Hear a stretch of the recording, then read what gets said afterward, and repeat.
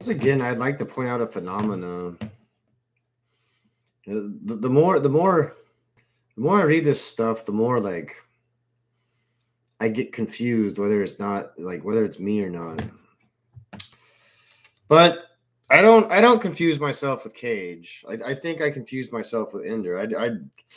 Cage is in a different world that I could never truly ever belong to. But I find myself confusing myself with Gav Thorpe. It's hard. It's hard sometimes. His thoughts are becoming my thoughts, and vice versa. I've realized it's not Cage's last chance. It's not Gav Thorpe's last chance. It's my last chance.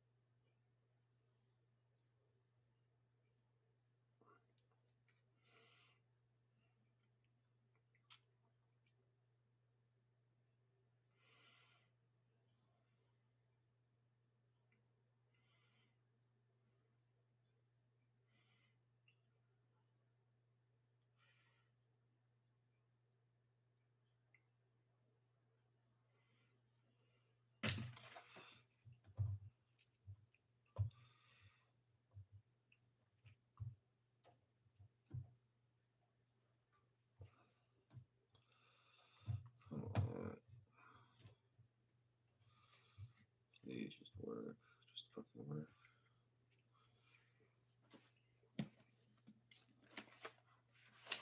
As I expect, this statement is met with blanks incomprehension. These rookies don't know anything outside their platoon, but I'm going to change that for sure. Your lieutenant, he's very keen on discipline, isn't he? Nods of agreement. I expect he's made it very clear what the different punishments for various infractions are. Flogging, staking, firing squads, and all the rest. Has he taught you about the viniclarium? No. Well, it's a gulag, basically. You're sent to some prison planet to rot away for the rest of your life. Now, there's one of those prison planets. It doesn't have a name. Down near the southern rim. That's where I was sent. One of the guards, a slim youngster with ridiculously wide eyes, speaks up. What had you done? Well, it's kind of a long story, I say. Settled down against the trench wall, making myself more comfortable. My platoon were doing sentry on some backwater hole called Stygies, down near Ophelia. It was a real easy number. Watching a bunch of degenerate peasants grubbing around the dirt, making sure nothing nasty happened to them. In those situations, you have to provide your own excitement. You know what I mean? Again, blank stares. Never mind. Well, I continue. Back on Stygies, they have this contest called the Path of Fate. It's like one of those obstacle courses you've gone through over 1,000 times during your training, only a lot worse. This is one mean fragging test, make no mistake. Every month, the bravest locals all line up for a race over the path. There's a bit of boiling water, swing across. Deadfall traps, pitfalls with spikes, not to mention the fact in the final stretch you're allowed to attack the other contenders, right? Anyway, after watching this go on for a few months, my sergeant, he starts running a book on each race. After all, the contenders have to announce their intentions well in advance. And going on past experience, he could work out the odds according to their previous form and their local reputation. I mean, these fraggers were as hard as nails, but some of them were just rock, you know? A few nods this time. Lucky old me.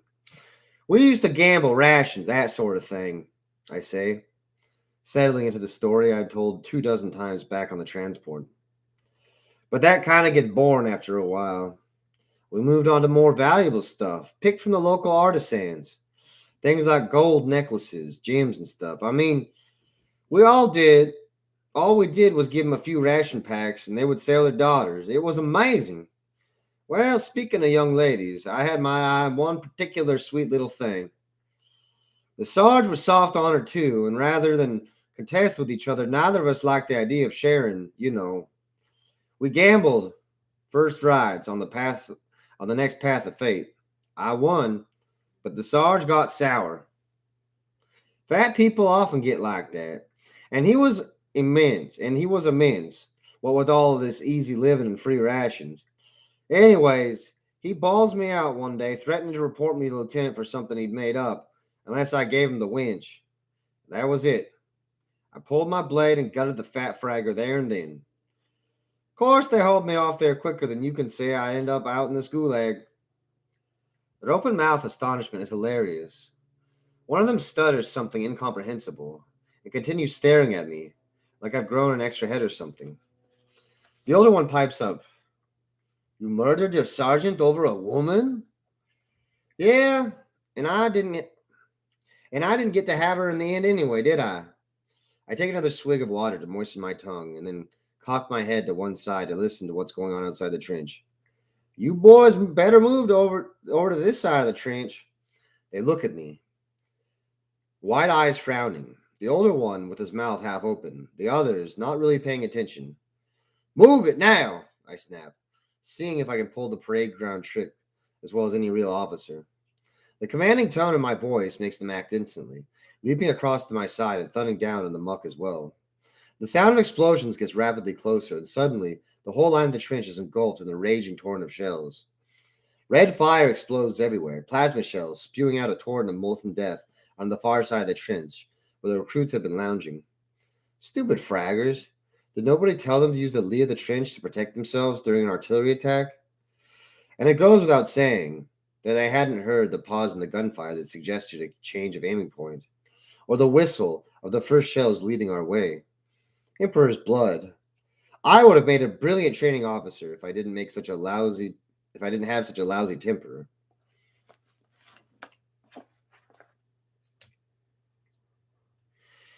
Yeah, that's the thing.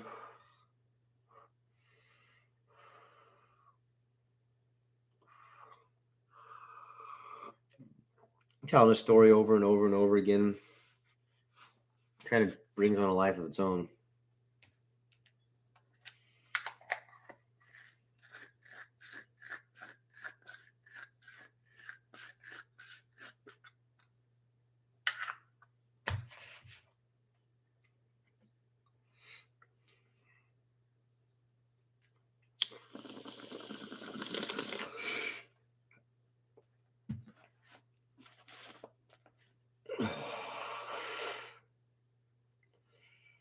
It's Wide Eyes who speaks first, pulling his collar up as a gust of wind sends the rain spraying beneath his the overhang of the trench. Why are you here if you're supposed to be on this prison planet? He asks. First sensible thing anyone else has said so far. Did you escape or something? If I'd escaped, do you really think I'd end up in this grave bait war? They reply with a sour look. I don't think so. But I did try to get out once. You have to understand that this world wasn't a prison like a brig aboard a ship. There were only a few guards, and they had this massive fortified tower out in the central plains. Apart from that, you were just kicked out in the wasteland and forgotten. I mean, really. It's just like any other world. There's empires and lords and stuff. The meanest fraggers get to the top, and the weak are just left by the wayside or killed and preyed upon. If you're strong, you survive. If you ain't, I let it hang.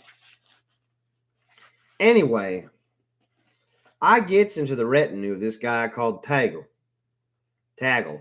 Yeah, Taggle is better. Taggle, I tell them. One of the people I met and wish I hadn't. Brig Fragger from Kage, and they breed him really deep in that hellhole. He directed an artillery barrage on friendly troops because his captain called him names or some equally petty stupidity. He was fighting against the ragtag bunch from the other side of the valley, who had a nice little still going, brewing up some real potent juice. Anyway, I kind of led some of Tagel's guys into an ambush on purpose. But before I can get to the other side, they're hunting me. I may be a big planet, but when you've got that red-faced fragger chasing you everywhere, you start getting the idea this planet isn't the best place to be. You know what I mean? Anyway, there's the supply shuttle every few months. I hold up long enough until one was due, and then forge my way across the plains. I head for a few days, waiting nice and patient. Then the shuttle comes in as I hoped. I sneak in real close to the station while they're all excited about getting their visitors. Then the gates open so they can let out the latest bunch of sorry malcontents. In the confusion, I scrag one of the guards and swipe his uniform. I slip into the complex just as the gates are closing and it's time to head for the shuttle. I just bluffed my way to the landing pad when the body's spotted and the alarm's raised. Their eyes are fixed to me, like a sniper's sight, hanging on each word. Can I tell a story or what? So I knife a couple more frag heads to clear my way through, and I'm up the ramp and inside. Just as the door's about to close, there's someone up ahead of me. Without thinking, I thrust my stained blade into this guy's shoulder. He takes it. Can you believe that? A span of mono edge in his arm, and he just takes it. A pace back. I look into his face. This guy is one big meat grinder, if you mean my meaning. Take my meaning. And there's these cold blue eyes just staring at me, icy to the core. He backhands me, breaking my jaw, as I later find out, and I go down. I get a boot to the crotch and a pistol butt to the back of the head. Last thing I hear is the guy laughing. Laughing. I heard him say something which I'll never forget. Their eyes ask the question before their mouths can move. Just my type of scum, is what he says. That's me, the Colonel Scum, through and through. The bar, the bar. Wow. No, I thought I was like, do I take a sip break? And I was like, no, I'll be good. But no, sip break is necessary. You know, the hardest thing about not being at your best is admitting it. As soon as you admit it, though, you can be at your best. But the thing about it is, right, is like there's this lady and she was like running this warehouse or whatever, and I went there with my friend, well, for work. Yeah, I work with my friends at work. It's kind of nice actually. And she was telling me that there's a one on the box. And I'm like, I don't see it. I sorry, she was saying there's a five on the box. She's like, oh, look, there's a five right there. I'm like, I don't see it. It was an eight, okay, but everyone else said that it was a five, but it was an eight. My vision's better than 2020 in one eye. Okay, this one, right? So, like, look, if you there's two things that can happen if you screw up. The first thing is like everyone will know that you're screwing up and they won't say anything, or they'll just go along with it and like five becomes an eight, and in that kind of world, I don't know. That's not the world that I want to live in. But it's the way the world's becoming, and that's why I'm taking a slight break right now from reading, because if I'm not at my best, why am I doing it?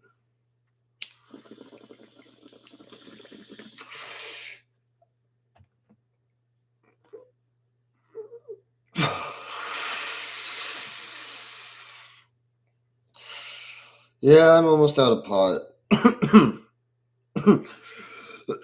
Almost out of pot. Almost time to re-up. We're getting there.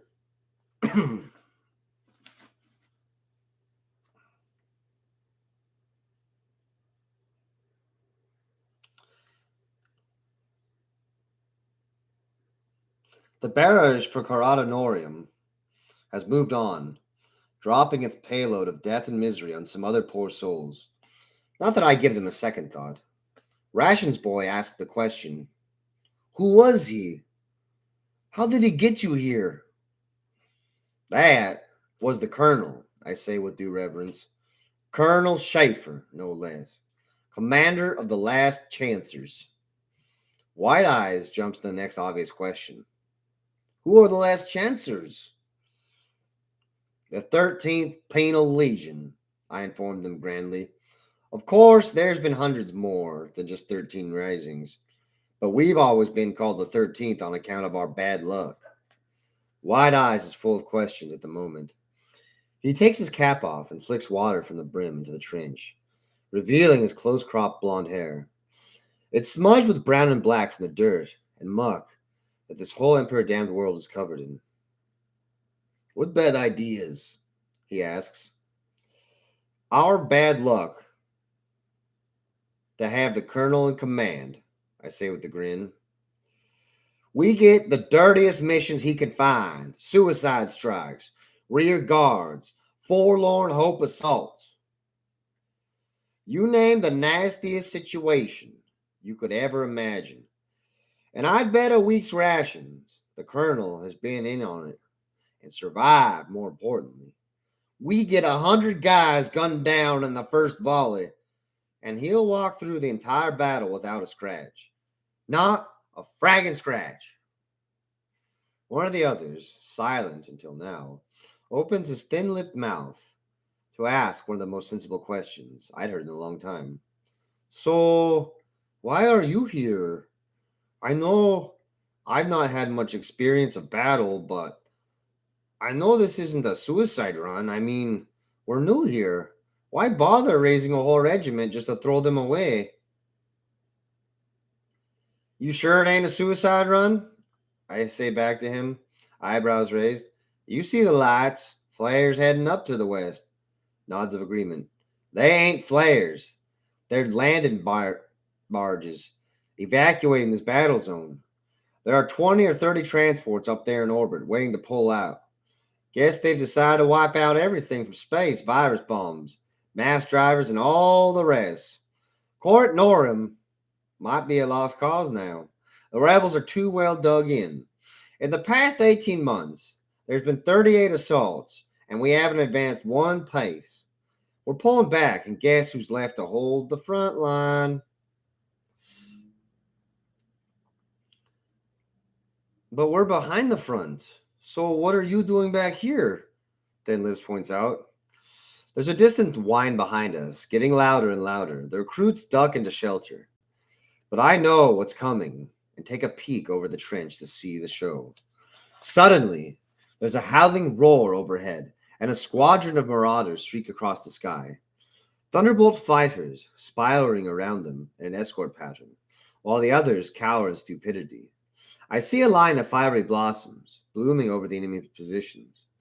Our own artillery has set up a counter barrage, and the incoming fire stops. The attack run of the marauders hits, sending up a plume of smoke as their bombs detonate, and the blinding pulses of las cannons smash the enemy fortifications and explode their ammo dumps.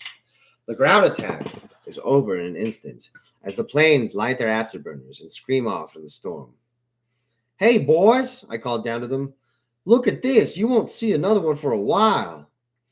The recruits timidly poke their heads out and give me a quizzical look. Bombardment, air attack. And next comes the orbital barrage, I tell them. I've seen it half a dozen times. Standard Imperial dogma.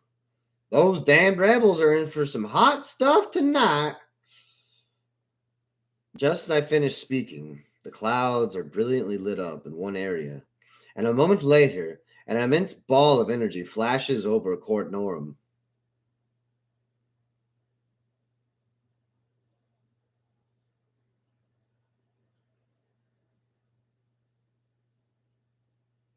The fusion torpedo smashes into the Citadel's armored walls, smearing along the scarred and pockmarked metal like fiery oil. Several more salvos rain down into the storm, some shells kicking up plumes of steam as they bury themselves in the mud before detonating. others causing rivulets of molten metal to pour down Coronorum's walls like lava flows. Then the rebels' anti-strike batteries open up, huge turrets swiveled skywards, and blasts of laser energy punch through the atmosphere. For almost a minute, the return fusillade continues, dissipating the clouds above the fortress with the heat of their attack. The ship in orbit must have pulled out, as no more death comes spilling from the cloud cover. Half a minute later, a siren sounds across the whole trench. Rations boy looks up, his face suddenly pale and trembling. That's that's the standby order. Next one sounds the attack, he tells me. This was my big chance. In the confusion of the attack, it'd be easy to slip out the other side of the trench and get myself out of here. As stimulating as their company is, I don't want to be anywhere near these recruits for more than another half minute. I'd wish you luck, but I'm afraid I'm hogging that all to myself for now. I smile. But they don't look reassured. Never mind. Just then, the grim-faced commissar comes striding over the corner of the trench, his eyes fixed on me. Bring the prisoner with you when we advance. Let him go, and I'll have all of you on a charge of negligence. Brag. Still, an order's one thing, but execution's another.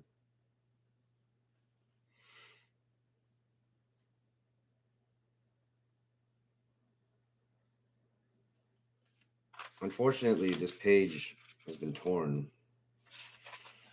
But very fortunately, I have 2 copies of this book. So I'm going to go get the other copy. I'll be right back. Shut up. Shut up, Henry.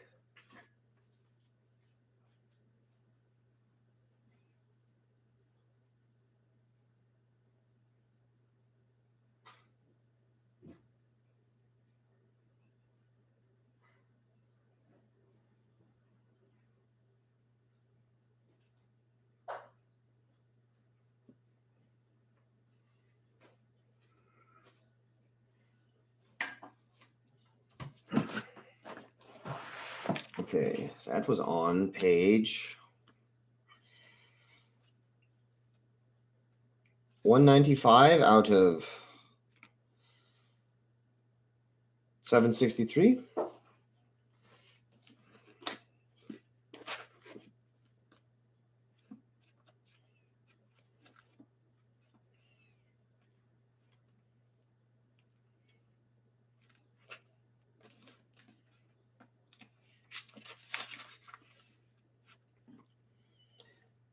The attack siren sounds. I'm being pushed out first, so I guess my new friends have learned one thing at least. I start sprinting across the open killing ground to the next trench line. The enemy snipers who I'd avoided so nimbly before get a second chance at skinning my hide. There's a yell, and White Eyes goes down as a bullet smashes through his neck, spraying spine and blood over my stolen uniform. I snatch his lasgun and send a volley of shots from the hip into the sniper's probable hiding place. No more shots ring out for the moment. Then somebody grabs my leg. Looking down, I see the hard-headed commissar down on his knees, coughing blood broken. He looks at me with those hard eyes and whispers, "Do something decent with your life for a change, treacherous scum!" Without a thought, I turn the lasgun around and grant him his wish. The beams of murderous light silencing him forever. I must be getting soft. I never bothered with a mercy killing before, especially knee-deep in trouble. With the commissar down, this is my chance to break for it. I just have to turn around and run back the way we came. I don't think the rebels are going to bother shooting at someone running the opposite direction. Just then I noticed something. Probably the enemy, casting a shadow in the lighting just ahead of us to the right. Damn snipers must be laughing it up tonight. I look about as a shot plucks at my tunic, because I was wrong about an easy getaway. There's a ruined farmstead to the left, and I head for it, with the resumption of sniper fire. Some of the rookie platoon is face down in the mud, hiding or dead, I don't know. The rest are standing around, milling in confusion. Someone I don't know gets in my way, his eyes strangely vacant with desperation as more and more of the rookies are gunned down by hidden foes. I slam my fist into his weasel face, and he stumbles out of the way as he goes down, his chest blown out by a bullet. Another couple of heartbeats, and I'm over the wall of the farm, kneeling in some kind of animal pen. Right now that I've separated myself from those no-hopers, time to formulate my escape plan. Then there's the thud of boots all around me, and I realize the platoon has followed me into cover instead of carrying on their planned advance to the next trench. A journey, I might add, that they would have never finished. One of the little soldier boys grabs my collar and shouts in my ear, "Good thinking, sir. We would have been butchered if you hadn't brought us here." "Frag, brought you here?" I almost scream. "I didn't frag and bring you here, you dumb rookies. Frag, you're gonna get me killed tonight, hanging around here with target written all over you." Chips of masonry are flying everywhere now as the snipers bring their high-powered rifles to bear down on us. Well, as long as these space heads are around, I might as well use them to my advantage. As Tagle used to say, an iron ball around your leg can still be used to smash in someone's head. Actually, he was probably one of the longest sentences the dumb brute ever used, so I figured he'd heard it from someone else. Pulling my thoughts back to the problem in hand, I point I point through the downpour towards the escarpment where the snipers are lying in cover. "Suppression fire on that ridge," I bellow. Drilled for months while in transit at this hellhole, the platoon reacts without thought. The guys around me open up with their lasguns, a torrent of light pulsing through the darkness. I find the shattered casing of a solar boiler and use with twisted pains to get some cover from the shells, knocking chunks of the plasticrete off the outhouse. Little did my boys know, but the shuttles wouldn't hang around forever, and I've still got every intention of warming my behind on one of those seats. There's a shouted greeting, and the remnants of another squad joins us. Two of the guardsmen carrying grenade launchers. They start fiddling with their sights to get the correct trajectory. By the time there's more incoming fires, the snipers behind the ridge get reinforcements. I snatch one of the launchers, select a frag round, and send a charge sailing through the air. I grin madly, along with the others, as I note 3 bodies are tossed in the air by the explosion. Casting the launcher back to the guardsman, I draw the concealed knife from my right boot and charge. Not too far now. As I leap over a mound of bodies, I see the rest of the platoon on the other side of me, pouring over the ridge. Stunned by the sudden attack, the traitors are soon hacked down in a storm of lasfire and slashing bayonets. I got 2 of the rebels swine myself. From there, it's just a matter of time to get to the forward trench. As the others set off, I turn on the heel and start heading back to the second line, which now would hopefully be empty. I see the Grok's breath lieutenant to my right. He sees me too, but before he can say anything, him and his command squad are knocked to their feet in a bloody cloud of hailfire. I see shadows moving up the left, cutting me off from my route to the shuttles, for now at least. As I splash down the front line trench, I hear the sergeants crying out the roll call. Lots of names get no reply, and I guess they've lost about 3/4 of the men. The others are going to die as soon as the rebels counterattack, and I'm sure are going to make it out of here without a similar fate. Suddenly, I notice everyone's looking at me, expectation in their eyes. "What the frag is this? What are you looking at, for Emperor's sake?" I snarl at them. It's the oldest one of my guards who makes the plea. "Lieutenant Martinez is dead. The whole command squad are dead," he says, high-pitched voice wobbling with fright. "And?" I ask. "And you saw it to Commissar Kaditz," he replies. "Yeah, and?" I ask again. I don't like the sound of this at all. I dare not believe it, but I have a feeling something bad is happening. "We're stuck here until another command squad is sent up," he explains. "There's no one in command. Well, except you. You said you were a lieutenant." "Yeah, of a friggin' Penal Legion platoon," I spit out. That don't mean nothing in the real world. "You got us this far?" Pipes in another nuisance, his face streaked with rain and blood, his lips swollen and bruised. "Look, no offense, but the last thing I need right now is a bunch of brainless fraggers like you just weighing me down," I explained to them. I got me this far. You guys have just tagged along for the ride. There's a seat on one of those stellar transports with my name on it, and I fully intend to sit on it. Do you understand? But you can't just leave us, comes the call from someone at the back. The pitiful misery in their eyes is truly galling. There's no chance in creation I'm going to number myself among this thankless task. I set about rummaging through the packs they dumped in the trench to see if I can scrag some rations. I feel a faint tremor on the ground and look up. I see movement in the darkness, and the wind suddenly changes direction as it brings the faint smell of oil smoke.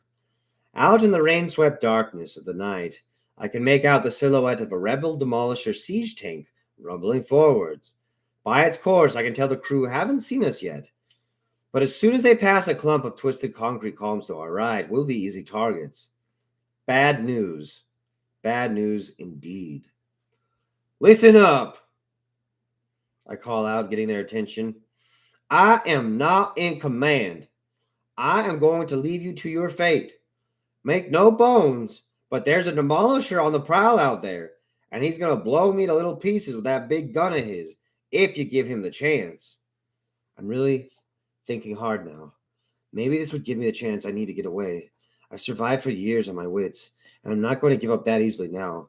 Being alive is a hobby of mine, and I don't feel like giving it up right now. Do exactly what I say, and I may just get out of this with my skin, I tell them, brain working overtime. They listen intently, staring up at me with expectant eyes as I detail the plan. I check they understand, and they all nod as I send them on their way. As the demolisher rumbles forward, someone switches on the turret's searchlight. The tank's light glistens with rain, and the heavy sheet of water pouring from the sky reflects along the beam's length. Damn, I hadn't thought of that. Still, it's too late now. The plan's in motion, and I shout. Now,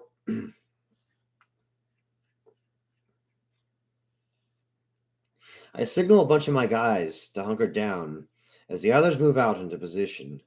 I watch the demolisher constantly as it slowly grinds its way through piles of bones, smashing aside small walls, its bulldozer blade creating a furrow in the deep mud. The searchlight is swinging left and right, but we're slightly behind it now, as the commander isn't checking every angle. If he spots us, that turret is going to turn around on us, slow as he likes, and drop one of those massive demolisher shells right on top of my head. Suddenly, the searchlight is swinging my way, sweeping over the ground, and harshly illuminating the piled bodies of the dead, ours and theirs. It swings upward, and I find myself holding my breath. But a few heartbeats before it's shining in my face, it swings back the other way, moving fast. Looking down the beam, the tank's about 40 strides from where I'm crouched. I see the other attack party standing rigid. I feel like screaming, "Run! Don't stand there!" But when it comes down the line, if I shout, I'll be a dead man just as surely as them. And, as I say, I ain't ready to die for a long, long time. As I had predicted, the turret turns with a slow grinding, and the huge demolisher cannon, wide enough for a man to crawl inside, tilts upwards. With a blossom of flame and a wreath of smoke, the tank fires. A moment later, the searchlight is outshone by the explosion of the shell. I fancy I see bodies flung in the air, but it's unlikely since demolisher shells usually don't leave enough of you to be thrown around. As the flames flicker down, the searchlight roves left and right, and the heavy bolt in the hole opens up with a flash from its muzzle. In the searchlight beam, I can see the survivors being kicked from their feet by the attack, blood spraying from exit wounds as the explosive bolts punch through skin, muscle, and bone, as if they were paper. I snap back to the job at hand. Raising my fist, I signal the charge. We run silently towards the tank. No battle cries, no shouts of defiance, just nice and quiet. However, the first guys are still about 20 strides from the tank when the sponson gunners to our side wakes up and opens fire with his heavy flamer. A raging inferno pours out from the side of the tank, turning men into charred hunks of flesh and quickly silencing their screams. The searchlight swivels around towards us, but I level my lasgun and open fire on the run, sending 2 shots in the wide lens and shattering it. I hear a faint cry of alarm as I dodge behind the tank. Its tracks churn wildly as the driver tries to turn it around to bring its weapons to bear. As those huge steel tracks rumble around, so close to my face that I could reach up and touch them, I leap up, grabbing onto the engine cover. I pull myself onto the tank's hull and wrench the panel loose to expose the oily, roaring mass of the engine. As the other survivors pile on board, blasting into the engine compartment with their las guns, I make a jump for the turret. The commander's shocked expression makes me laugh as I smash the butt of my gun into his chin, breaking his neck. I fire a couple of shots into the hatch and jump inside. The crew look at me in horror. Daubed as I am in blood and mud, I must seem like a hideous alien come for their hearts. And I have. My knife tears into them. I've always prided myself on knife fighting skills. In a matter of breath, it's over. Suddenly, someone's shouting to get the hatch out. Shouting down the hatch to get out.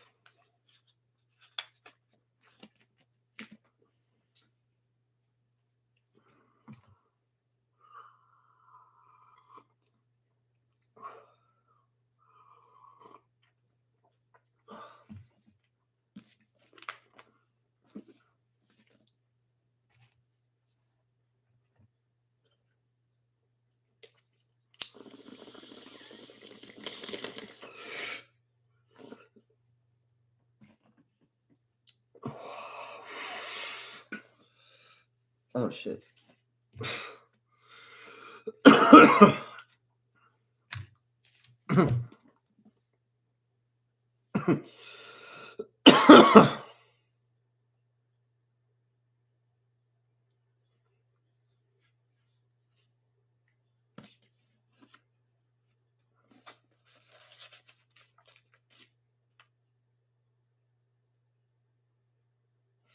I watch in satisfaction from the trench as the charges go up, turning the siege tank into a storm of whirling metal debris and tangled wreckage.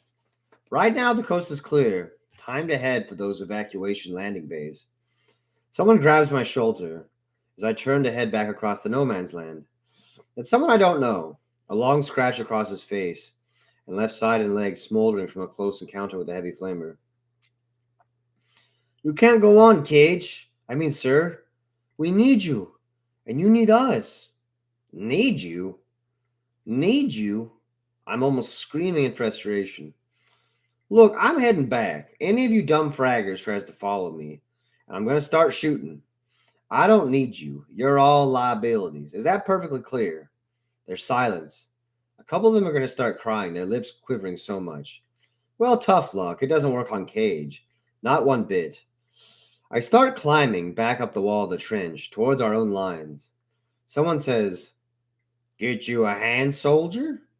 I grab the preferred hand without thinking and get hauled out of the trench by strong arms. As I kneel there in the mud, my spine tingles with horror. As my mind catches up with events, I look up. Blazing back at me are two bits of coldness, ripping into my soul. The colonel stands there, bolt pistol pointed directly at my eyes. "Deserting scum!" he snarls. "You had your last chance. It is time to pay for your crimes." Just then he looks away, and my fuddled brain suddenly identifies a rush of clicks in a line of power cells. Glancing over my shoulder, I see the platoon, the whole sorry, bedraggled mess of them. With their weapons trained at the colonel, a wall of lasgun barrels, plasma gun muzzles, and even the tube of a grenade launcher. I fight down the hysterical urge to laugh. Some of them are shaking with fear. Others are rock hard and steady. Each one of them is staring at the colonel with a silent ferocity. It's a scary feeling, like a herd beast suddenly sprouting fangs. Rations boy braves the colonel's wrath with words. I'm sorry, sir, but Kage doesn't deserve that," he tells Schaefer. "If you shoot, we will too."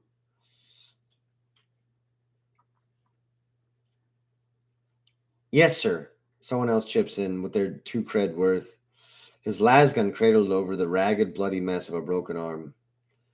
"We'd all be dead 3 times over if it wasn't for him." They're all focused now. Their guns are steady, and I can see their eyes filled with bloodlust. The adrenaline is pumping, and they're so hyped they could kill just about anyone right now. Flushed with victory, I heard someone call it once. I can see it. The colonel can too. For what seems like an eternity, he just stands there, turning that icy stare of his onto them. Each in turn takes the full force of the colonel's look, but not one of them breaks off. And that's saying something. Still, the colonel is the colonel, and he just sneers. This wretched piece of slime is not worth your time, he barks at them. I recommend you use your ammunition on something more worthwhile. No one moves, and the sneer disappears. Very well. You have proved your point, guardsmen. The colonel almost spits the words out. The bristling guns are steady as ever. The colonel's voice drops to a whisper, a menacing tone, even to us in the last chancers. I am ordering you to lower your weapons. Still no movement. Have it your way, he says finally. You will all be mine soon enough. It's several more long, deep breaths before the first of them lifts his gun away, finally convinced by the colonel's sincere look. For me, I still think he's going to blow my brains out. On your feet, Kage, the colonel snaps. I stand up slowly, not daring to breathe. Get that uniform off this instant. You do not deserve to be wearing it. I begin to unfasten the tunic.